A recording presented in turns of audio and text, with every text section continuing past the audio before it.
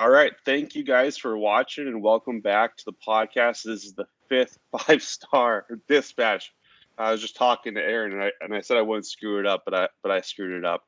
I am with my co-host Aaron Friedman at afriedman15. How you doing, Aaron?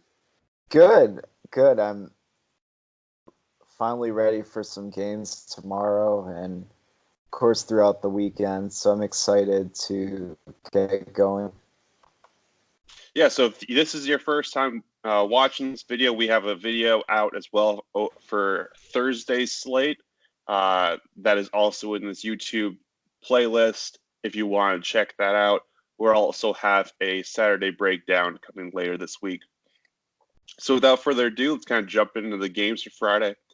The first game I have is South Florida, Wisconsin. The game opened at Wisconsin minus 10.5 with a total of 57.5. It now sits at Wisconsin minus 12.5, and the total is stayed at 57.5. My model, my beat the bookie betting model, has Wisconsin scoring 33 points and South Florida scoring 23. It's a little bit closer than what Vegas has, but still around the same total. Why don't you kind of jump us off on what you think of the South Floridan offense? So South Florida is bringing in. I really like this hire. They brought in the former head coach of Jacksonville University, Kerwin Bell. My favorite piece on USF is Johnny Ford. He's like a 5'5". There's a few diminutive guys on this slate. Johnny Ford being one of them. Being moved to receiver, and I think they'll use him in the passing game a lot. The quarterback is Blake Barnett. He was one-time Alabama player, transferred into USF. It feels like he's been around college football forever, but yeah, I think Ford's my favorite piece because I think the new offense will suit him the best. And then I don't want to pick on Wisconsin too much. I know the defense wasn't the best last year, but I think I don't know. And with South Florida only being implied for like 22 points, it's not. I feel like I only want one piece, maybe. Yeah, I pretty much agree. I like the Johnny Ford call out. Moving to the slot, when you have a guy that's speedy, that's shifty, possibly seeing targets, he's possibly be kind of a slate breaker, breaking out a screen pass for a touchdown. When I look at USF as a whole last season, they're kind of seen as a disappointment. So they started 7-0 last year, and then they went 0-6 in their last 6 games. But their first 7 games were against Elon, Georgia Tech, Illinois, East Carolina, UMass, Tulsa, and UConn. And they beat them, which I think everyone would expect them to beat. So then they started playing tough teams and got their butts handed to them. So when I look at kind of Wisconsin's defense as a whole, the one thing that stands out is that they lose a ton of depth in the secondary. Their top safety, Dakota Dixon, is gone, and their run defense should be better. And so I don't really want to play Cronkite in this spot. He was dynamic kind of in the first 7 games against that weak competition, but down the stretch, he averaged 3.5 yards per carry. So against the Wisconsin defense, I don't think I want to go there. For the passing game, so I think that Wisconsin is very susceptible to the deep ball, and that's kind of beyond kind of the Johnny Ford. I would want to target Randall St. Felix. Yeah, and he was kind of their deep threat last year, and I could totally see him kind of getting over the top of the newer safeties at Wisconsin and breaking a couple long balls. Yeah, that's a good call. St. Felix was kind of a GPP, and I mean or Friday, I think he's a good GPP option. They had more possession guy McCants last year, and St. Felix was the vertical guy. So I like that call. Awesome. So let's move over to the other side of the ball. Is it Jonathan Taylor all day for you? Yeah, he's a core play for me. One thing with like all the, it seems like so Taylor is 9,400 on DraftKings and 10-4 on Fanduel. Mm-hmm. And even then, I feel, I don't know, I'd pay like 11.5 for him. I mean, so to me, there's still value. Mm-hmm. Um, I think it's good that Jack Cohn is starting because I think once they hand the keys over to Mertz, the offense will become more balanced. But so to me, if you have Jonathan Taylor in DFS or season long, having Cohn being the starter is good because I Mm-hmm. think they'll have to ride Taylor going into his junior year. Yeah, I completely agree with that. So kind of looking at USF's defense, standard down. So standard down is defined as kind of 1st and 10, 2nd and 7 or less, and 3rd and 4 or less. Opponents ran 69% on their defense, which ranked 5th in the nation. On passing downs, teams ran 42% against them, which ranked 11th in the nation. Basically, USF's D line is absolutely horrible. And I don't think I could expect a better first game for Jonathan Taylor to start a Heisman run. I don't think he's going to win the Heisman, but he's gonna be a finalist this year. Um, the one problem, and this is kind of going to everyone. My family's I was born in a kind of a Wisconsin family. My dad went to Wisconsin. I have aunts and uncles that went to Wisconsin, so we're kind of ingrained uh, in the team. We expect Graham Mertz to see action in this game, so I would not expect Cohn to play the entire game. Therefore, I would not play him in DFS. In terms of the wide receivers, also coming from a Wisconsin family, Quintez Cephas is the best wide receiver on this team. He got in trouble last year for a domestic violence situation. He actually got brought to court. He's found innocent. Was able to come back to campus last week, a couple weeks ago, and he actually was joined the team and is on the roster and actually looked really healthy in practice, and he's going to be a go for the game. So I could totally see him catching a few balls and at min price on both sites. He's their best wide receiver, and that's kind of my GPP sleeper play. Yeah, I agree. He's to me on FanDuel, he's, I feel like he's like at because you want to get all the studs in. I mean, if he does nothing, it won't kill your lineup, and if he does anything, you're golden. So Mm-hmm. he's one of my favorite plays as well. The next game we have is Tulsa versus Michigan State.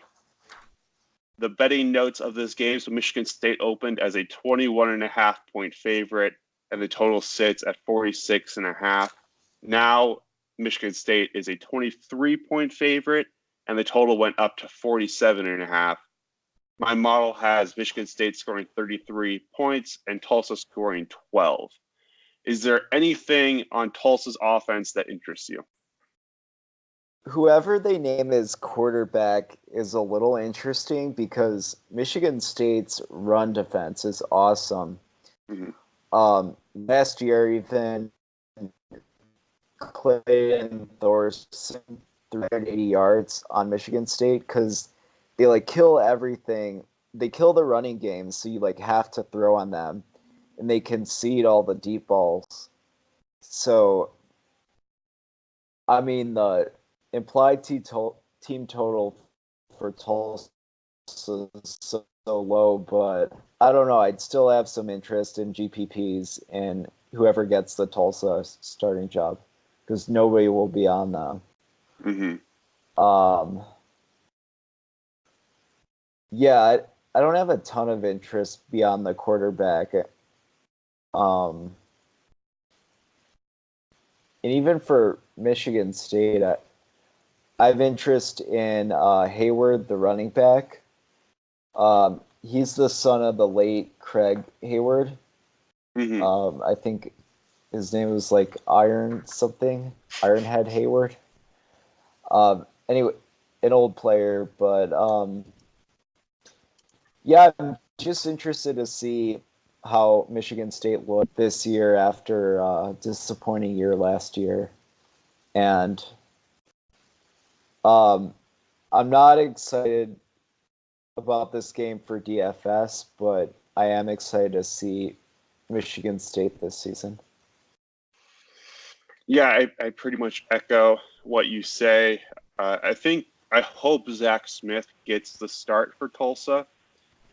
I think that he had a good run at Baylor. He completed 64% of his passes when he was the starter there.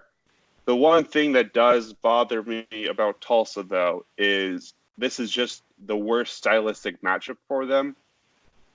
In 2018, last year, they ran on standard downs 70% of the time, and teams against Michigan State ran 50% of the time on standard downs, which was dead last.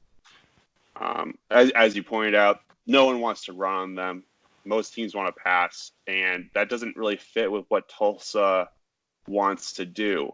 So, like their implied team total at 12 or 10 or 14 even, I don't see much upside there. And even in cash, they could easily get shut out.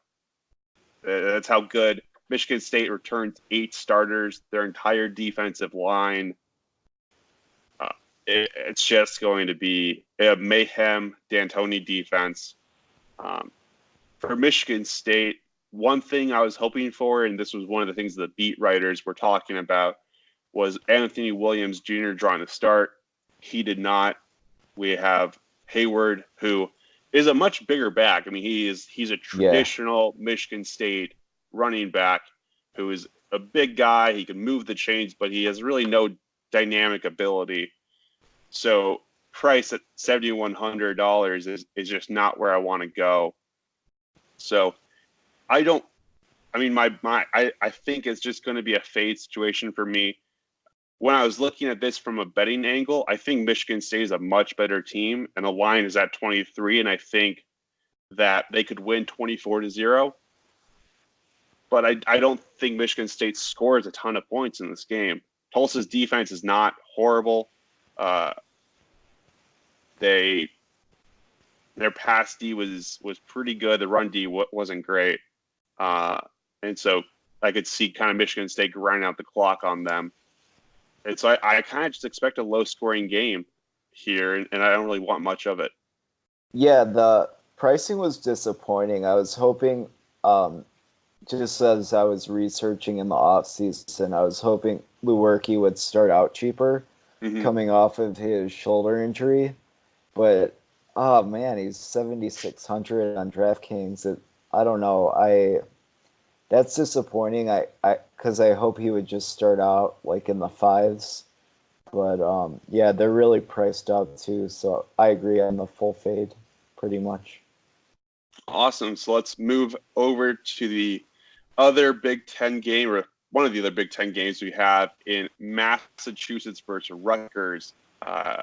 Two of the worst teams in the entire country playing each other. Rutgers opened at a 14.5-point favorite and a total of 57. Rutgers got bet up to 16-point favorite with a total got bet down to 55. The under has seen some pretty strong, sharp action.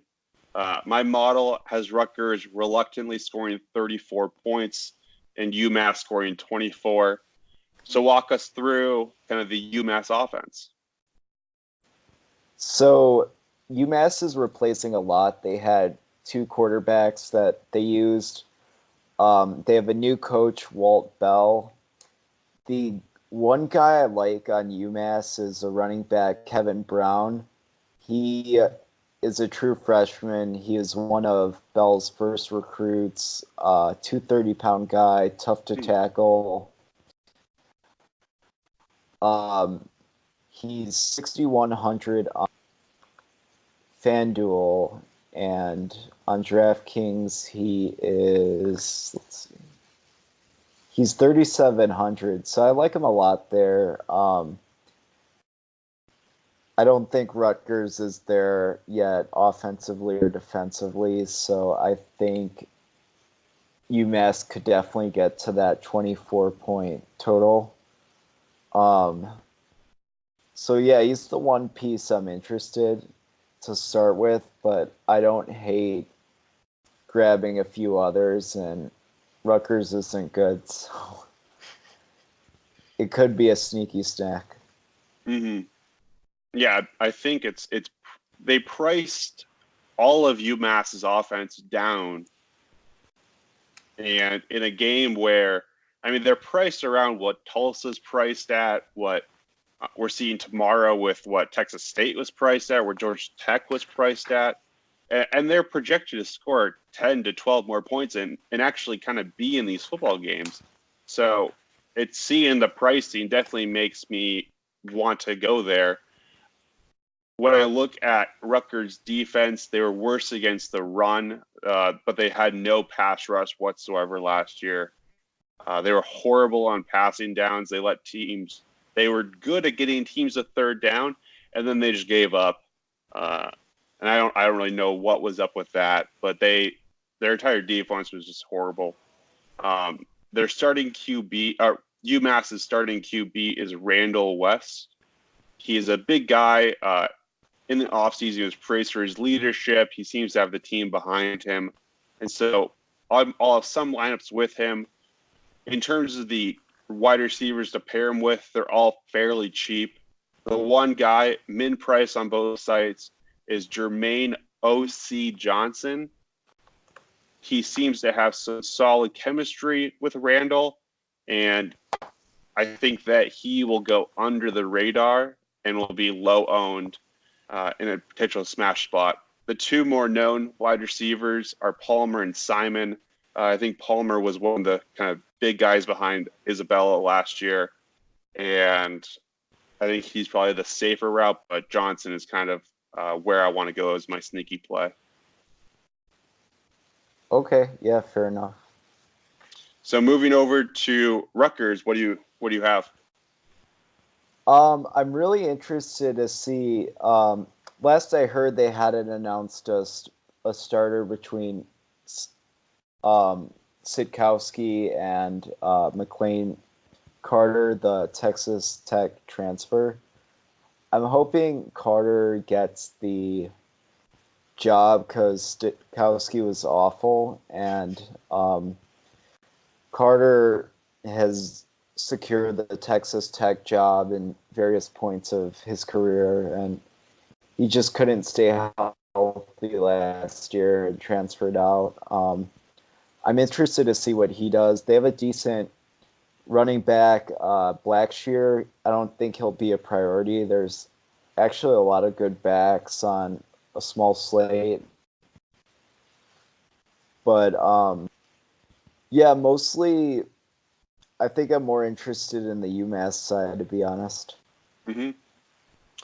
Yeah, I think I question how good Carter is if this is a competition. Yeah, that is troubling. Sitkowski last year had a 49% completion rate, 8 yards per completion, 3 yards per attempt, 10 interceptions, 4 touchdowns. I don't understand how anyone walk-on quarterback doesn't beat him out in a competition. Rutgers' offense was horrible last year. They were dead last in scoring. They scored 13.5 points a game, excluding the Texas State game to start the year. They scored 127 points total. And Vegas expects them to put up 35 in this game. I think the one piece I actually do want is Rasheem Blackshear, personally. when I Okay. look at his games last year, so he ran the ball about 4 yards a carry. Not great, but he was targeted 73 times and had 44 catches. And so, especially if Sikowski comes back, it seems like he is kind of the favorite target. He just wants to dump it down. And on DraftKings, where you kind of want that floor, and you can get, 3 or 4 catches out of your back and 80, 90 yards and maybe a score, that could definitely result in some solid production, especially at $6,900. Yeah. All right, so let's move on to a game I'm actually fascinated by. When I initially saw the line, I wanted to bet Utah State. I'm glad I dug in, and it's a weird situation, and I'm excited to hear kind of your perspective. So we got Wake Forest taking on Utah State. The line really hasn't moved at all. Wake open and is currently sitting at -3.5, and a total actually moved pretty far down in the past day. So it opened at 63.5, and it's now down to 59.5. My model has Wake scoring 34 points and Utah State scoring 33. Fairly close game expected. What is your take on this Wake Forest offense? I I'm really excited about this offense. So Jamie Newman really kind of saved the team down the stretch. Uh, he's a big 6'4", 245-pound quarterback. They had gotten off to a 4-5 start, and so they needed to win a few games to get bowl eligible. And he was huge in the bowl game. He put up 46 DraftKings points, 328 yards. So he's a big guy. He can run a little bit, not a Michael Vick, but he can run a little bit.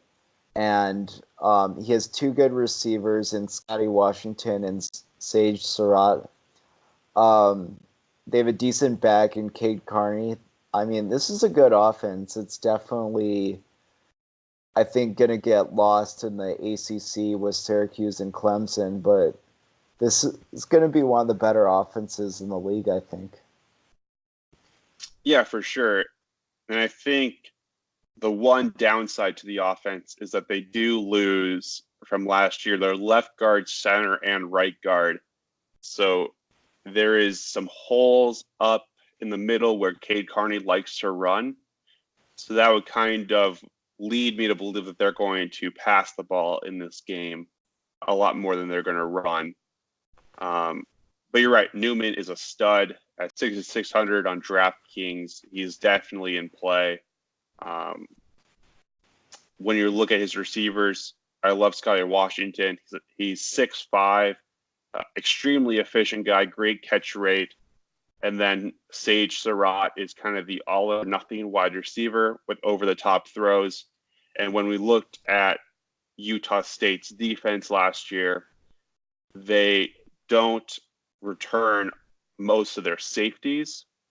And I could see them kind of getting blown for big plays. And so my preferred stack in this game would be Newman with Surratt.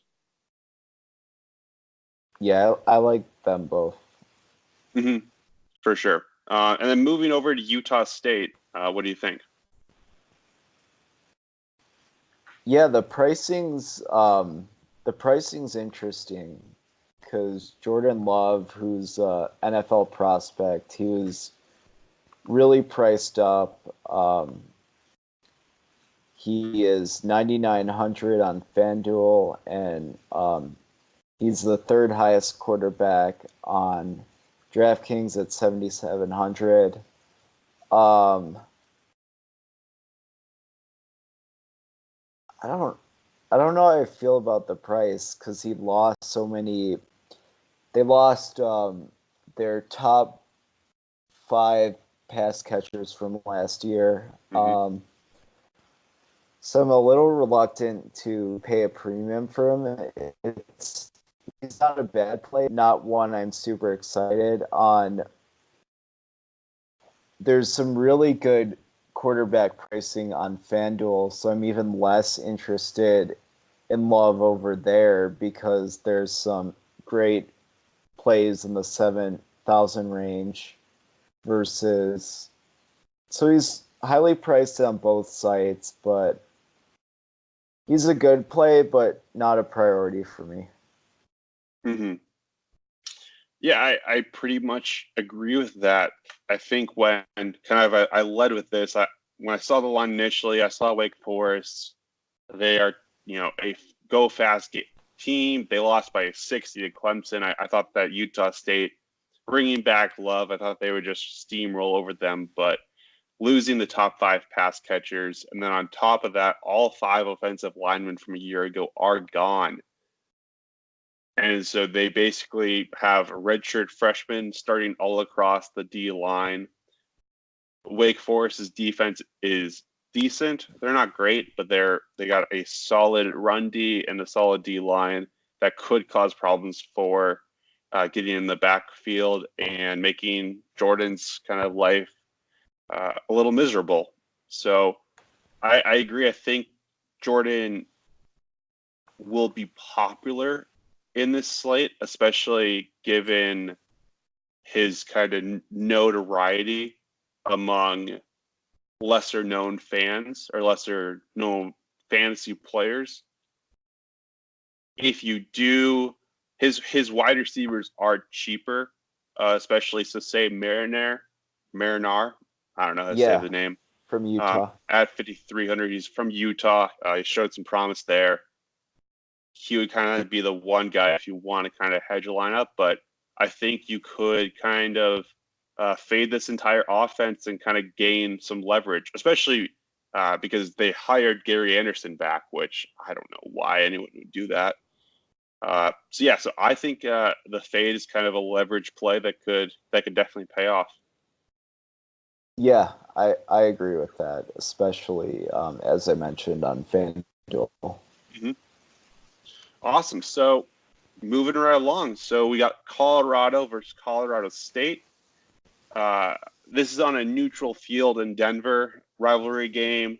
It opened Colorado minus 11, total of 64.5. The line is moved to Colorado minus 13.5, and a massive drop in the total down to 56. My model has Colorado scoring 33 points and Colorado State scoring 22. What are your thoughts on Colorado? I don't know, to me it was just funny that like how bad Colorado State has fallen. Mm-hmm. I don't love the pricing on Montez, but man, Colorado State is so bad. They're projected for 3.4 wins in the like 112th ranked defense.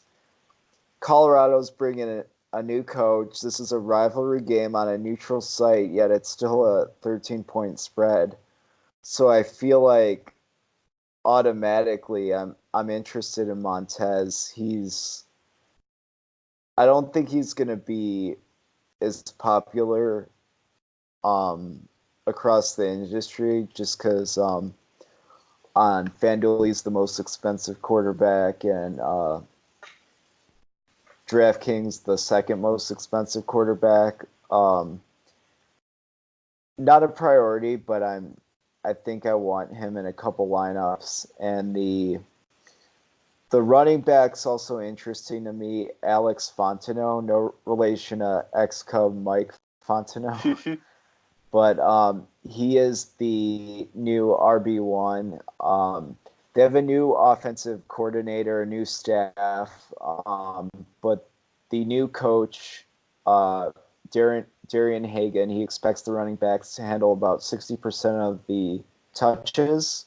Mm-hmm. So they've had good luck with running backs. McMillan last year was good, and Philip Lindsay before that. So I'm interested in him. And then to me, Laviska Shenault is a stud. He's one of the better receivers in the country. He was hurt a big part of last year, but along with Taylor, I feel like he is not priced high enough. Mm-hmm. I mentioned how bad Colorado State is, so I definitely want Chenault in a lot of lineups. Yeah, and that's a pretty easy stack. Him and Montez. That's pretty simple. Yeah, I agree. The new coach, the new head coach, Mel Tucker. So he has an amazing coaching pedigree. So he coached under Saban, Tressel, and Alvarez. And so, like you said, the new OC wants to run the ball, and he likes mobile quarterbacks, which Montez can fit. So I think Montez is going to run more this year, which actually is going to increase his ceiling. And I agree. I think a lot of people are going to move towards kind of the Jordan Love play or the Oregon State or Oklahoma State QBs, as we will discuss later. And so that could leave Montez as a sneaky GBP play, especially pairing with Chenault. I wish that their running backs were better. Alex Yeah. Fontenot last year averaged 3.9 yards per carry. And so obviously you expect him to get better in the offseason, but I don't know how much I'm willing to trust it. But at 4,900 on DraftKings, you definitely have to have some lineups given the fact that the OC wants to basically run it down Colorado State's throat. So moving over to Colorado State, is there anything that you like on this team? Colin Hill is cheap. I don't know how much I'm gonna go there. I mean, there's a few other cheap quarterbacks that I like better, but I don't know. I just don't think it's a very good team. So I might take the same approach with Rutgers and fade them. Mm-hmm. Yeah, that makes sense. When I was first reading this preview, they were like, this Colorado State was the last ranking team in returning production going into 2018. And then they listed off that they lost the QB and they lost the running back and they lost both stud wide receivers. And I was like, oh, that was 2018? Nope, that's this year. So they lost kind of KJ Carter Samuels, lost a running back. They lost 6 of their 7 linemen with starting experience last year. Preston Williams. Yeah, they lost a lot of talent. And Colin Hill at 4,700, he doesn't need much to pay off value. His last 4 games last year when he was starting, he scored 18, 18.5, 9, and 19. So he could easily get you kind of that 4x return that you kind of want, but he could also dud it and fall into a flaming pool of fire. So I think you can fade pretty easily. Long story short, we kind of don't want to attack every offense, and this is one where you don't really need a guy, especially with that total kind of seeing a lot of sharp action on the under. We're expecting a much lower scoring game than we kind of expect in this rivalry. It's normally high scoring, but expect a low scoring game, and you can absolutely fade Colorado State. Awesome. So moving on to another one of my favorite games on the slate. So we got Purdue traveling to Nevada. Purdue opened at a 9-point favorite and a total of 57. It is now at Purdue minus 11 and a total of 58.5. My model has the game much closer, with Purdue scoring 31 points, Nevada scoring 26. And this is my free bet of the podcast, Nevada plus 11. I'll explain it later, but I'll kind of let Aaron, you can go ahead and you can talk about kind of Nevada and what you like from their team. So this is my favorite game of the slate. So the presumed starter, Christian Solano, he broke his hand. So Carson Strong, a redshirt freshman, is going to get the starting job. Last year, the quarterback, Ty Ganji, he went for 3,300 yards and 24 touchdowns. So this is a good fantasy spot. Um, Purdue's defense was abysmal last year. They gave up like huge chunk plays, a lot of rushing yards, a lot of passing yards as well. They gave up more than 30.6 times last year. Um, and they do bring back 9 starters, but I still feel like I need to see Purdue's also making the. I think Purdue will be fine, but it's also a body clock game, which favors the home team Utah. So for me, it's 7,000 and 5,400. Carson Strong is a core play on both sites for me. Um, he should have no problem paying that off. They have a huge receiving core, so I'm not as interested in individual receivers. They have everyone's coming back, so they either priced up or the role could be split. Mm-hmm. But yeah, I think this will be a really good game, a really fun game with travel being a good equalizer here. Yeah, I agree. I think when you look at Purdue last year, they averaged 285 passing yards allowed, which ranked 126th in the nation and 12 yards per completion. They just gave up big plays nonstop, and they do return most of the secondary, but they're as I've heard, they're very long and lanky, and they're really just hoping that they can jump and deflect balls rather than having the skills of actually knowing how to defend a target. And I think that's going to play well with kind of Nevada's offense, and they're going to be able to pick them apart pretty easily. Carson Strong, like you said, great play. He was the scout team player of the year last year. He's an absolute gym rat. He's the first person in, last person out. Made a lot of strides last year, kind of working on the scout team. And I could see him coming out and having, a great game. He might be my highest owned quarterback on this slate. There's going to be one possibly later in the next game who might take that away from him. But I absolutely love this spot. And when I'm looking to kind of pair him, there are two guys that I'm definitely interested in. Caleb Fossum, who is 4,900 on DraftKings. He had a 72% catch rate last year, and he was top 10 in the nation last year in efficiency. So everyone above him is either starting on an NFL roster or is named Jerry Jeudy. So he is one of the best pass catching receivers in the league. And when you look at Purdue's defense, they are going to try to limit the big play, and they're just going to let this guy sit under in every zone. And I think that this guy could be a PPR threat. Yeah, that's a really nice price.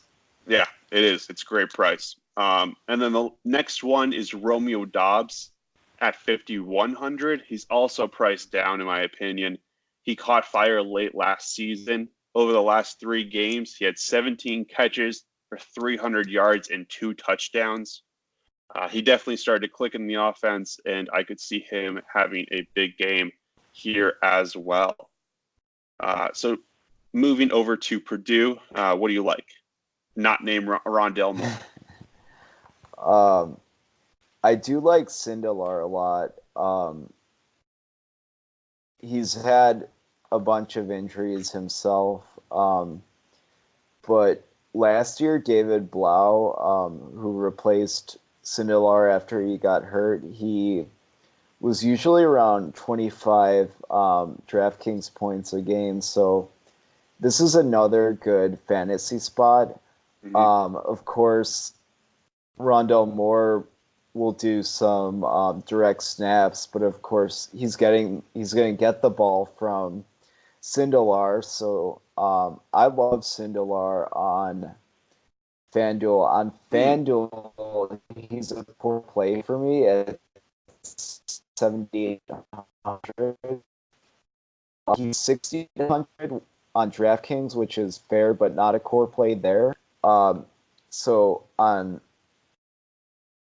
like Montez is in perspective is 10K on FanDuel, whereas Sindelar's 7.8K on FanDuel. Mm-hmm. I love him on FanDuel. Like if you're playing both, get your exposure to Sindelar and FanDuel. So I'm really interested in him. I'm trying to see how much Alex Horvath is. Their running games. He's 4,200, or not Alex, sorry, Xander Horvath. Or I guess that's the same. It's the same, yeah. He is 4,200 on DraftKings and 7,600 on FanDuel. Mm-hmm. I'm not really interested in him, but it's notable that he's starting. He's a former walk-on, and that's going to push more on the passing game, which benefits Sindelar and the Purdue receivers. So that's something important to keep notes on. I wouldn't play Horvath, but it's important to know that he's starting. Are you going to play anyone besides Rondale Moore, other receivers? I'm debating it still. So they brought in another true freshman, David Bell. He is 6,000 on FanDuel and 4,500 on DraftKings. Mm-hmm. He's been dealing with some injuries, and then he wasn't starting. I thought there was a chance where he might start, but it looks like he's still coming back from injury. He's behind Sparks. Mm-hmm. Sparks could be a decent play too, but yeah, I like Sparks at 3,800 on DraftKings. That's a little interesting if you want to do like a double stack with more. Yeah, but it's definitely a very good offense, and I think it will be a close game. And yeah, I'm interested in both sides here. Yeah, that I agree with most of what you say. I think I'll have Rondale Moore in most of my lineups, especially he is a cash lock. That top wide receiver spot, he will see a ton of targets in this game. This team last year ran the ball 47% of the time on standard downs and 17% of the time on passing downs. They have a clear passing identity, and Rondale Moore is the true number one receiver. Their top receivers from last year besides him are pretty much gone. Their second top receiver from last year is a tight end, Bryson Hopkins, who might see some targets, but I expect this to be a Sindelar to Rondale Moore game. And when I was initially kind of handicapping this game and why this game is my free bet of Friday's slate is Purdue has one guy. It is Rondale Moore, and that's why the line was kind of bet. Everyone wants to bet on the shiny new toy, and Rondale Moore is that guy. And we're kind of seeing some people not knowing what they want, not knowing what they do, and they're putting money on him and putting money on this game just to kind of see him play. And I kind of see them undervaluing the Nevada offense and what it is that they could actually keep up with them, especially given Purdue's lack of a passing defense. So I see this game much closer. I think Nevada actually has a shot to win this game at home. And yeah, so in terms of lineups, I will have Rondale Moore in a lot of lineups, and we'll definitely have him stacked with Sindelar, as I don't see them running the ball. I see them passing a lot, and just take that correlation all day. Yeah, I'm excited. I mean, Moore's made Purdue like appointment TV for me. I mean, he's made that a fun team to watch. Like, I'll watch him any day. So I'm definitely going to be tuned in for that game. Oh, for sure. So that brings us to the last game of the night. With Oklahoma State, OSU, versus Oregon State, OSU. The betting line opened OSU 16.5 favorites with a total of 73.5. OSU now sits as a 14.5 point favorite with a total of 75. That is Oklahoma State over Oregon State. My model has Oklahoma State scoring 45 points and Oregon State scoring 21. In terms of the Oklahoma State offense, what do you have in mind? Well, we're still waiting on a quarterback. A redshirt freshman, Spencer Sanders or Drew Brown. Mm-hmm. He could play both, which I don't know. To me, the skill pieces are a lot more interesting than the quarterbacks. Mm-hmm. Luton is a 6-year senior for Oregon State. Big guy, 6'7", 230.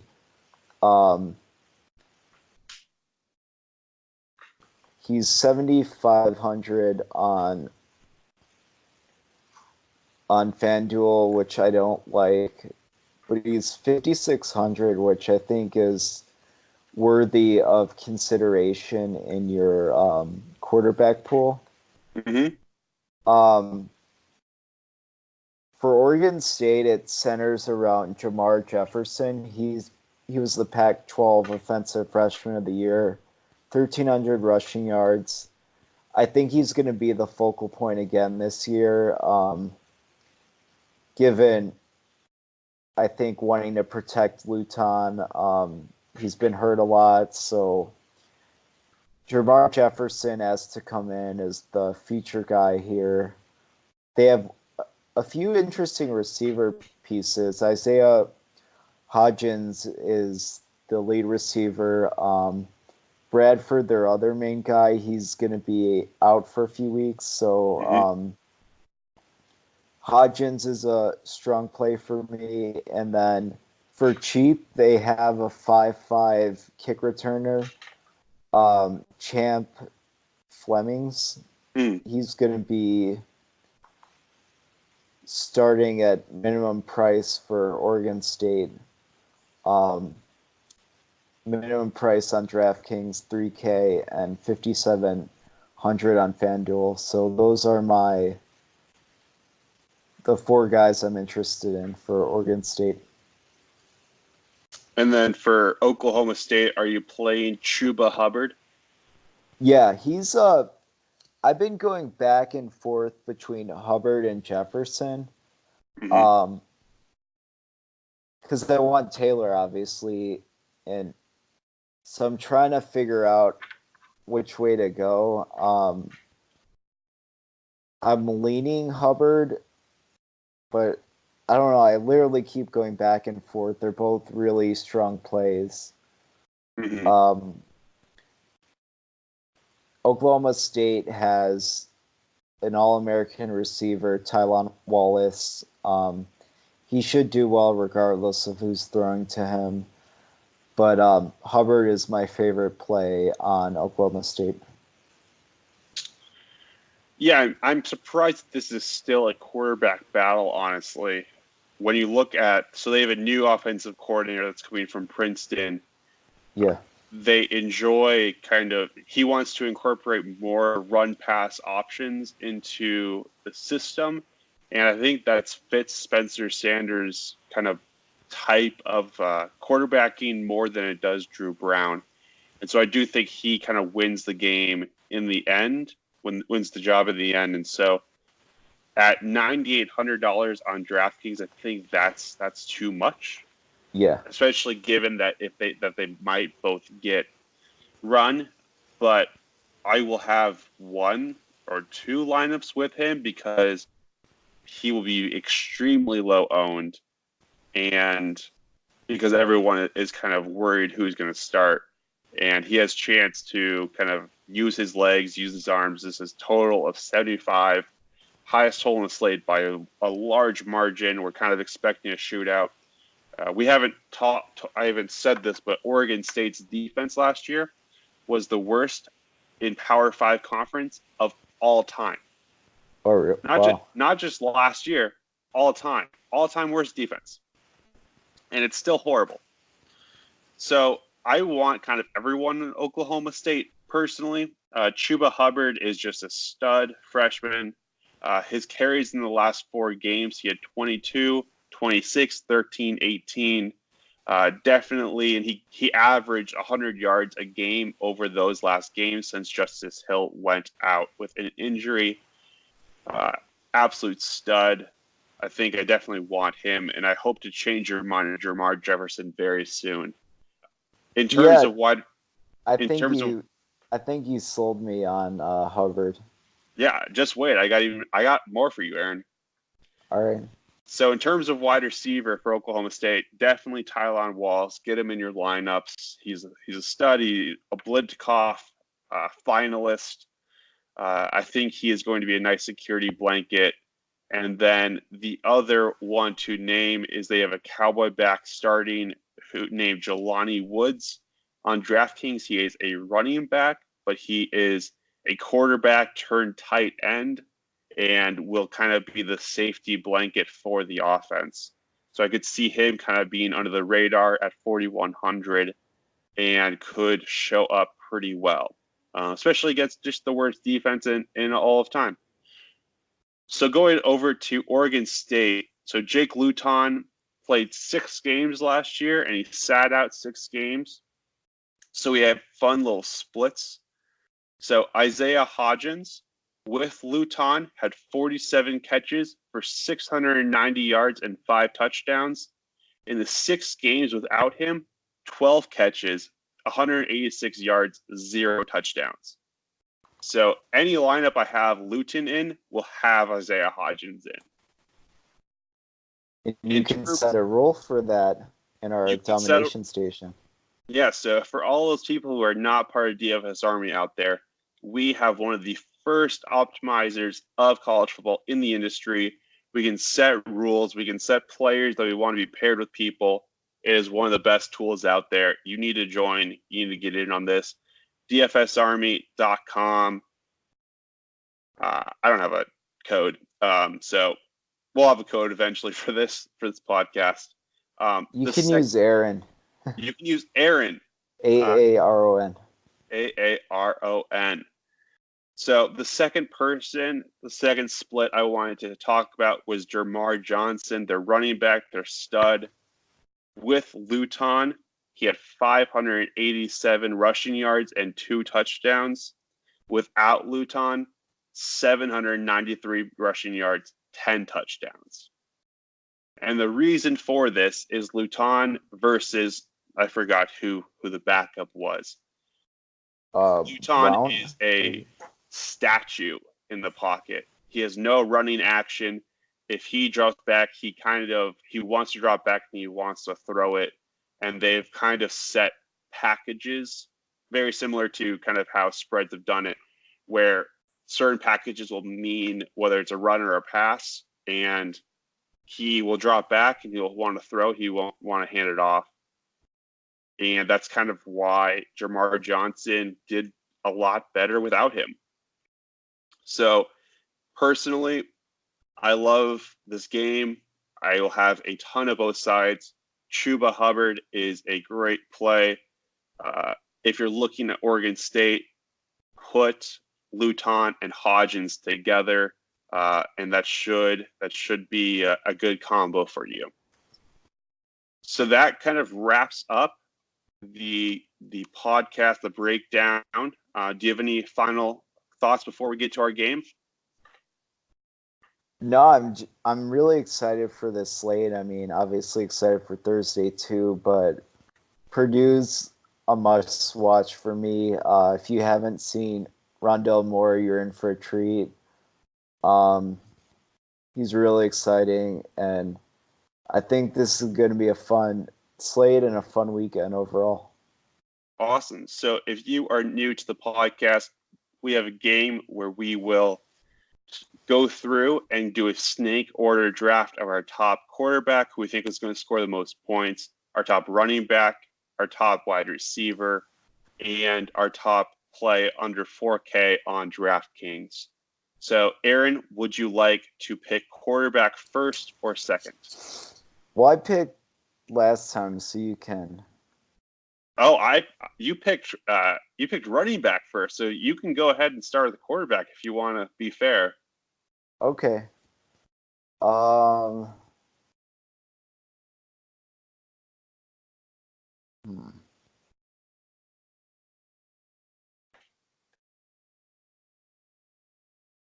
I think I'll take Montez. Okay.